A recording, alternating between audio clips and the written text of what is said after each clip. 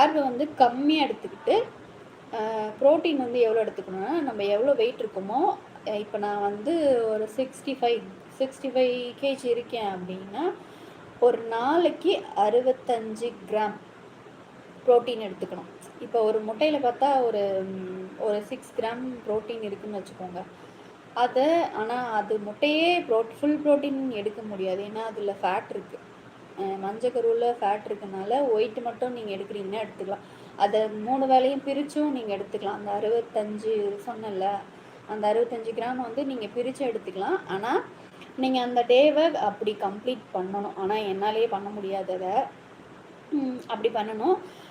Veg நிறையா எடுத்துகிட்டு நீங்கள் அந்த கார்பு ஃபுட்டை கம்மி பண்ணிவிட்டு வெஜ்ஜஸ் நிறையா எடுத்தோம். கார்பை கம்மி பண்ணி கரெக்டான ப்ரோட்டீன் எடுத்து ஃபைபரும் எடுத்தீங்க அப்படின்னா வெயிட் லாஸ் ஆகும். அதாவது